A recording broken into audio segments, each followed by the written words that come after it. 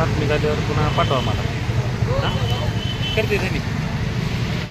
ठिकाणी 21 एप्रिल 2024 पासून राज्य सरकारी कर्मचारी संघटना व समन्वय समितीच्या माध्यमातून बेमुदत संप सुरू करण्यात आलेला आहे. वास्तविक मागच्या 2 वर्षापासून शासनानं मंजूर केलेली आहे सुधारित पेन्शन योजना लागू केलेली नाही. शासनाकडं जवळपास 18 मागण्या आमच्या मागच्या 10 वर्षापासून प्रलंबित आहेत वेळोवेळी, परंतु शासन त्यावर उपाय करत नाही आहे आणि शासनानं यावर लवकर तोडगा काढावा, पेन्शन लागू करावी, कंत्राटीकरण बंद करावं. या सगळ्या ज्या मागण्या आहेत त्या शासनानं लवकरात लवकर मार्गी लावाव्या. संप लवकरात लवकर जर मागण्या जर मार्गी लावल्या, मान्य केल्या तर संप सुटेल. अन्यथा जर शासन या मागण्याकडे दुर्लक्ष केले तर उद्यापासून आणखीन तीव्र आंदोलन संघटित पूर्ण जिल्हाभरात करण्यात येईल आणि वास्तविक महाराष्ट्रामध्ये पूर्णपणे आंदोलन मोठ्या प्रमाणात चालू झालेलं आहे. उस्मानाबाद जिल्ह्यामध्ये 100% आंदोलन पूर्ण यशस्वी आहे.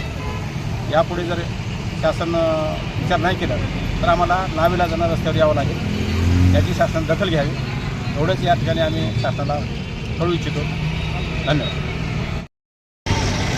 सरकारी निमसरकारी शिक्षकेतर कर्मचारी समन्वय समिती माननीय श्री विश्वास काटकर सर यांच्या मार्गदर्शनाखाली, तसेच आपल्या जिल्ह्याचे अध्यक्ष श्री चंद्रकांत शिंदे सर यांच्या मार्गदर्शनाखाली 21 एप्रिलपासून बेमुदत संप पुकारलेला आहे. या संपामध्ये आमच्या बऱ्याच मागण्या ह्या प्रलंबित आहेत. या प्रलंबित मागण्याविषयी सरकारने वेळोवेळी म्हणजे आश्वासनं दिलेली आहेत. या आश्वासनावरती फक्त आश्वासन देऊनच चालू आहे, परंतु अद्याप आणखी कुठलाही ठोस काय निर्णय घेतलेला नाही. त्यामुळं आम्ही सर्व मध्यवर्ती कर्मचारी संघटनेवर सर्व कर्मचारी संपामध्ये सामील आहेत. 21 तारखेपासून चालू झालेला संप आज 3रा दिवस आहे. शासन फक्त म्हणू इच्छितं की बाबा आम्ही तुमच्याविषयी पॉझिटिव्ह आहेत, परंतु त्याविषयी अद्याप आणखी कुठलाही शासन निर्णय किंवा काय त्यांनी बाहेर काढलेला नाही. तरी आमची शासनास विनंती आहे की आपण जे काही विविध कार्यालयामध्ये जे काही लोकांची अडचणी कामे आहेत याचा म्हणजे जाणीवपूर्वक विचार करून ते ज्या काही कर्मचाऱ्यांच्या समस्या आहेत यावरती पॉझिटिव्ह विचार करून तात्काळ शासन निर्णय पारित करावा, जेणेकरून संप माघार घेता येईल. बेमुदत संपावर राज्य सरकारी निमसरकारी शिक्षकेतर कर्मचारी संघटना माननीय विश्वास काटकर साहेब यांनी शासनाला त्याबाबतीत निवेदन दिलेलं होतं आणि आपल्या धाराशिव जिल्हा शाखेचे अध्यक्ष शिंदे सर यांच्या मार्गदर्शनाखाली आम्ही पण सर्व जिल्ह्यातील राज्य शासकीय कर्मचारी संघटना एकत्रित येऊन जिल्हाधिकारी साहेबांनासुद्धा निवेदन त्यावेळेस दिले होतं, निवासी जिल्हाधिकारी साहेबांना. त्याचबरोबर प्रत्येक कार्यालयालासुद्धा याबाबतीत निवेदन दिलेलं आहे आणि आम्हाला अपेक्षा होती की 21 तारखेच्या पूर्वीच शासन याच्यावर काहीतरी तोडगा काढेल. कारण आमच्या ज्या मागण्या होत्या या सर्व हिताय मागण्या होत्या, काही वैयक्तिक स्वरूपाच्या मागण्या नव्हत्या. त्यामध्ये सुधारित राष्ट्रीय निवृत्ती वेतन योजनेची अंमलबजावणी करण्यासाठी विस्तृत अधिसूचना तात्काळ जारी करण्यात यावी. म्हणजेच मागच्या वेळेस जवळपास 1.5 वर्षापासून शासनाने जी सुधारित निवृत्ती वेतन योजना आणून तर आणली, परंतु त्यावरच सुद्धा SOP प्रकार की याची अंमलबजावणी कशा प्रकारे होईल.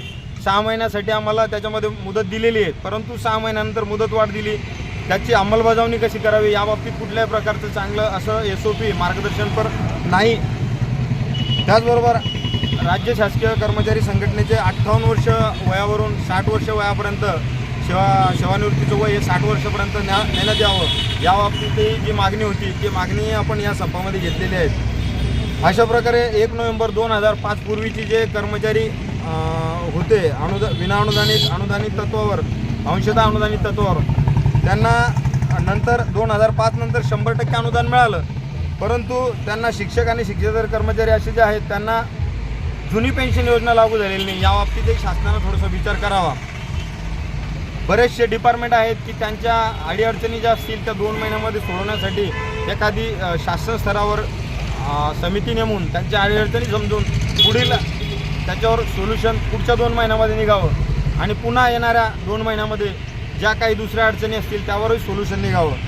महिला कर्मचारी बऱ्याचशा राज्य शासनाच्या अंतर्गत कामकाज करत असतात, त्यांच्याही बऱ्याचशा अडीअडचणी आहेत की त्या बऱ्याचशा कार्यालयांमध्ये स्वच्छतेच्या संदर्भात असलेले प्रश्न जसे की स्वच्छतागृह या टापटीप असणं गरजेचं आहेत आणि व्यवस्थित असणं गरजेचं आहे आणि यासाठीच या मागण्यांमध्ये तो सुद्धा एक मुद्दा राज्य सरकारी कर्मचारी मध्यवर्ती संघटना यांनी घेतलेला आहे. ओके. आज तिसरा